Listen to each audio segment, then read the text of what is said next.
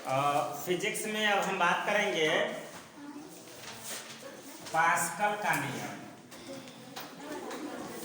Pascal का नियम। Pascal का नियम जो है, ठीक है, वह दाब से संबंधित है। दाब से संबंधित कैसे है? तो दाब हम किसको कहते हैं? प्रति एकांक क्षेत्रफल पर लगने वाले बल को क्या कहते हैं? प्रति एकांक क्षेत्रफल। प्रति एकांक क्षेत्रफल पर क्या लगेगा? बल लगेगा। जैसे ये एक लकड़ी का टुकड़ा ले लिए हम। इस लकड़ी के टुकड़े को इस तरह से बीच में कील लेकर के कील के ऊपर में रख दिए, तो हम देख रहे हैं कि कील के इतना ही भाग पर ये प्रेशर कर रहा है, बल लग रहा है। इसका कौन सा बल लग रहा है? गुरुत्वाकर्षण बल। ऊपर से नीचे की ओर जब भी लगेगा तो क्या होगा? गुरुत्वाकर्षण बल होगा, यानी धरती उसको ऊपर से नीचे की ओर खींच रही है ना। अब क्या होता है इसमें? ऊपर से नीचे की ओर, तो ये इस पर लग रहा है इस ऑब्जेक्ट के द्वारा, और ये अगर इसको हम जमीन पर टिका के रखे तो जमीन पर इस छोटा इकाई का बल लगेगा, प्रेशर लगेगा, ठीक है। अब इसमें क्या होता है कि जब भी कभी हम कील की बात करेंगे तो कील को नुकीला बनाया जाता है। क्यों बनाया जाता है नुकीला? इसलिए नुकीला बनाया जाता है कि कम जगह पर, कम क्षेत्र में ये क्या हो, प्रेशर पड़े, इसीलिए वह नीचे धंस जाता है ना। और इसके ऊपर वाले भाग को हम क्या करते, थोड़ा सा चौड़ा कर देते, ताकि इस पर जो है हथौड़ी जब हम मारे, है ना, जब इस पर हथौड़ी मारे तो क्या हो, कम जगह पर प्रेशर करे, ताकि वह लकड़ी में अंदर की ओर प्रवेश कर जाए। तो ये हमारा दाब से संबंधित होता है। लेकिन पास्कल का नियम क्या कहता है कि द्रव या गैस, कोई भी वस्तु है, अगर हम इसको किसी टब में रख दे, इसमें हम भर दे पानी, है ना, इसमें हम पानी भर दे, तो इस वस्तु पर ये जो पानी है यानी द्रव, पानी क्या हुआ? द्रव पदार्थ हुआ। पदार्थ के तीन अवस्था है। कौन कौन अवस्था है? ठोस, द्रव और गैस। ये भौतिक अवस्था है, ठोस, द्रव और गैस।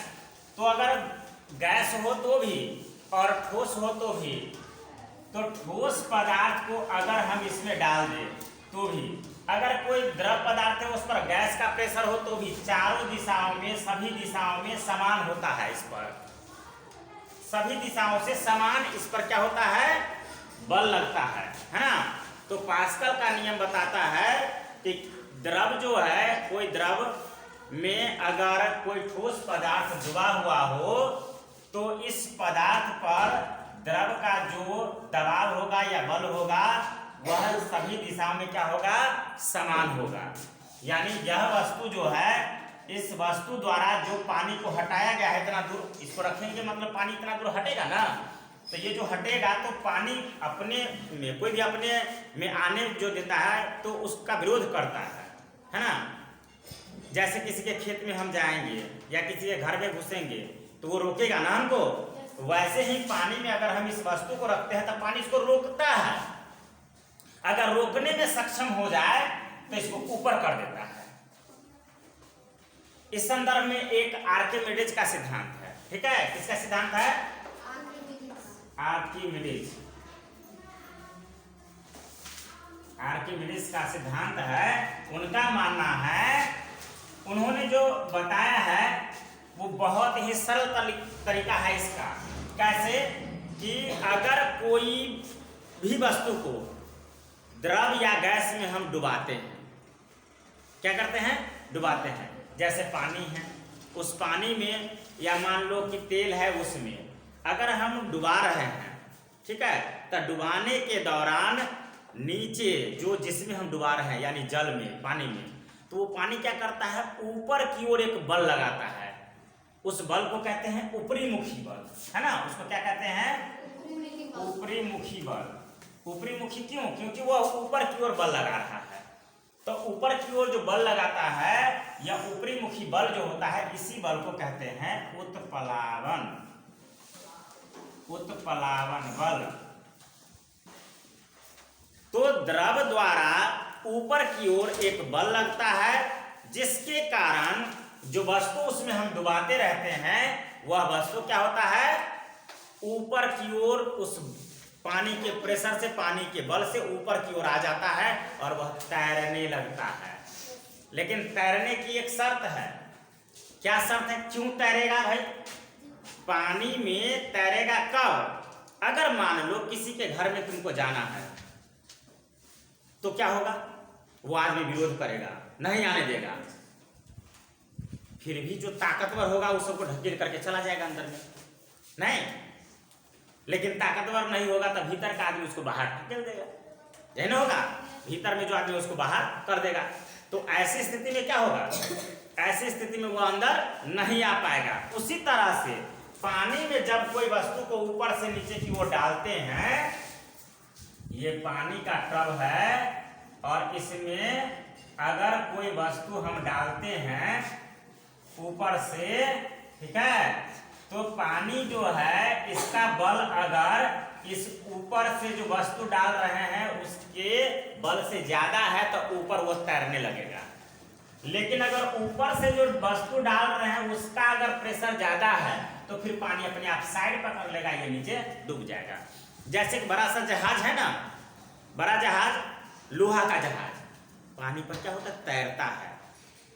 दाब का ही यहाँ काम है। देखो वह जो बड़ा सा जहाज होता है वो बहुत ज्यादा क्षेत्र लेता है, नहीं तो उसका दाब कम जाता है। क्षेत्र बढ़ने से दाब क्या हो जाएगा, घट जाएगा।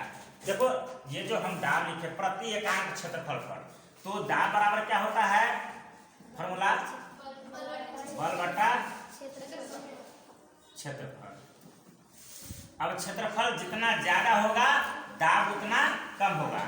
तो क्षेत्रफल, ज्यादा क्षेत्रफल पर अगर बल लगेगा तो बल क्या हो जाएगा, वह दाब क्या हो जाएगा, कम हो जाएगा, है ना। और कम जगह पर, एक ही जगह पर अगर ज्यादा प्रेशर पड़ेगा तो ये दाब यहाँ क्या होगा, ज्यादा होगा, है ना। यानी क्षेत्रफल बढ़ने से दाब घट जाता है और क्षेत्रफल घटने से दाब बढ़ जाता है। मान लो एग्जाम्पल के तौर पर समझ लो कि अगर हम 5 न्यूटन का बल लगा रहे हैं और 5 एरिया भी है, तो हमारा क्या होगा, 1, क्या होगा, 1। अब जैसे ही यह 1 हो गया, लेकिन यदि 5 है और क्षेत्रफल बढ़ा दे 10, तो कितना हो जाएगा, 1/2। क्या हो गया, घट गया ना, दाब क्या हो गया, घट गया। अगर यहाँ 5 है और यहाँ पर 2 ही रहे तो फिर बढ़ जाएगा, क्या हो जाएगा, 2.5, है ना। इसका मतलब ये हो गया कि दाब के बढ़ने के लिए यहाँ आवश्यक है कि क्षेत्रफल कम हो। दाब के बढ़ने के लिए आवश्यक है कि क्षेत्रफल कम हो, और क्षेत्रफल ज्यादा हो गया तो दाब कम जाएगा। दाब बढ़ाना है तो क्षेत्रफल को घटाना होगा। तो कांटे को जब हम मारते हैं हथौड़ा से तो उस पर दाब बढ़ाने के लिए उसके क्षेत्रफल को यानी उसको नुकीला करते हैं। समझ में आई ये बात। और ऊपर वाले हिस्से पर दाब कम हो तो ऊपर वाले को चौड़ा कर देते हैं कांटे को ऊपर से मारने के लिए, ताकि ऊपर जो मारेंगे तो वो हथौड़ा मारेंगे तो उसको थोड़ा ज़्यादा जगह चाहिए ना। और नीचे वाला भाग जिसको अंदर करना है, किसी कुर्सी टेबल बेंच बनाते हैं उसमें मारते हैं, तो उसको प्रेशर नीचे यानी कि दाब बढ़ाना होता है, इसलिए उसको नुकीला करते हैं। और दाब ऊपर में घटाना होता है, इसलिए उसको चौड़ा कर देते हैं। तो कील को देखोगे, कांटे को देखोगे, पानी में डालेंगे कील को तो नीचे जाकर के डूब जाएगा, नहीं। लेकिन बड़ा सा बटिया उटिया वगैरह होता है ना स्टील का या कोई थाली, उसको रख दो। हालांकि कांटे से तो ज्यादा भारी होता है ना ये बर्तन, लेकिन वो तैरने लगेगा क्योंकि यह ज्यादा क्षेत्रफल लिया। तो उत्प्लावन बल उसको ऊपर की ओर रख दिया, और ये क्या हुआ, क्षेत्रफल कम लिया फिर नीचे डूब गया, है ना। तो आर्किमिडीज का सिद्धांत कहता है कि अगर किसी द्रव में या गैस में कोई वस्तु हम डुबाते हैं तो उस पर क्या होता है, नीचे से द्रव या गैस द्वारा ऊपर की ओर एक बल लगता है, ऊपरी मुखी एक बल लगता है, उस बल को उत्प्लावन बल कहते हैं। और उत्प्लावन बल का मान अगर ज्यादा है तो वस्तु तैरने लगेगा, अगर उत्प्लावन बल का मान कम है तो वस्तु नीचे डूब जाएगा। क्लियर, इसको समझने में कोई दिक्कत नहीं ना।